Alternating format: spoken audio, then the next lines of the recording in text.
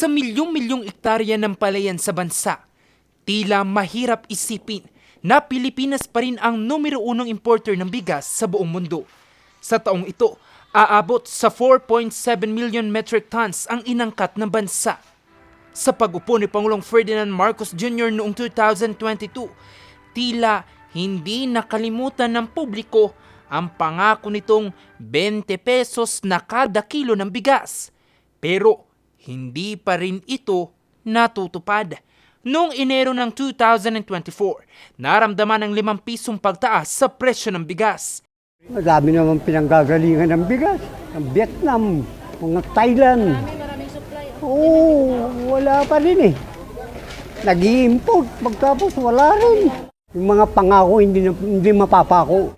Hindi lang mga mamimili noon ang umaray, kundi pati na rin mga nagbebenta.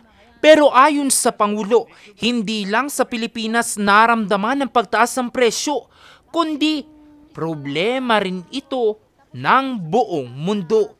Nakadagdag pa rito ang pagtama ng El Nino kung saan pumalo sa higit 330,000 metric tons na bigas ang hindi na naani at nagdulot ito ng 5.9 billion pesos sa pinsala sa pananim na palay.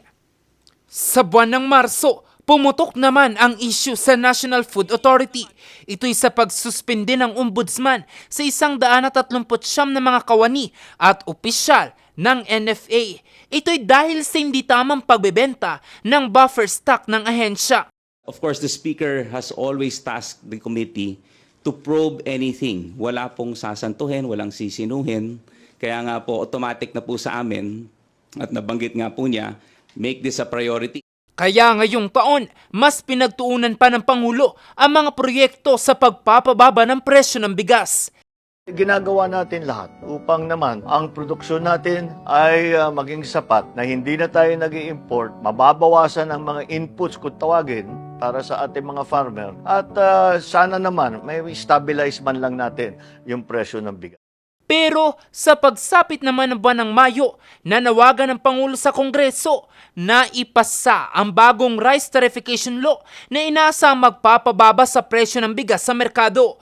Dito, mabibigyan ng kapangyarihan ng NFA na magbenta ng murang bigas sa merkado. Pero papayagan lamang ito kapag mayroong idineklarang food emergency. Pero sa piling lugar lamang.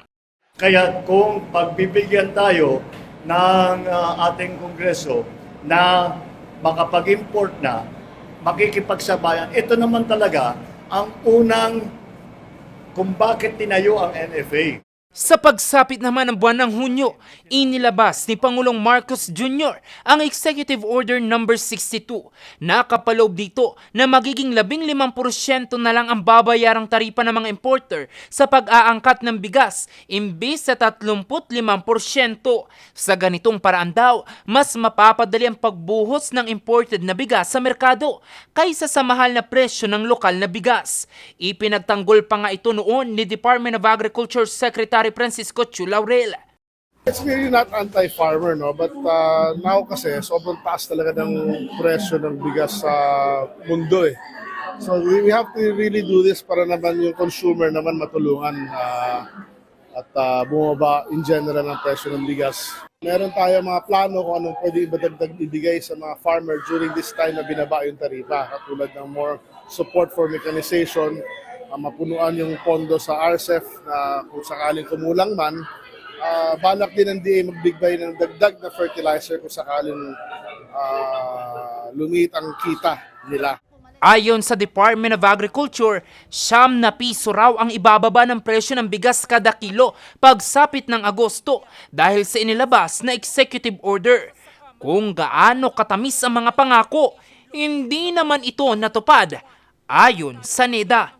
Pero bago nito, sinimulan na ng NIA at DA ang Rice for All program ng pamahalaan. Dito, mabibili ang 29 na piso na kada kilo ng bigas sa mga kadiwa store.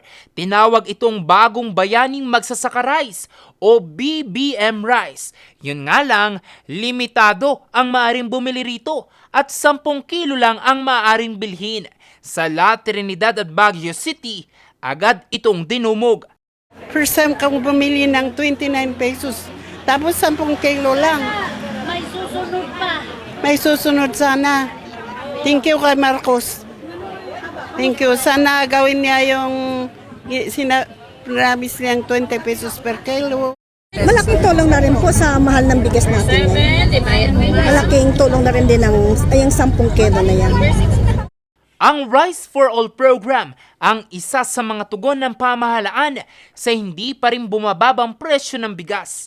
Kaya ang Department of Agriculture muling humirit sa Kongreso na ibalik ang kapangyarihang mag-import, bumili at magbenta ng bigas ang NFA na siyang nawala nang maisabatas ang Rice Tarification Law noong 2019. Sa ganitong paraan daw, makokontrol ang presyo sa merkado pero kailangan pa itong pag-aralan ng mga mambabatas.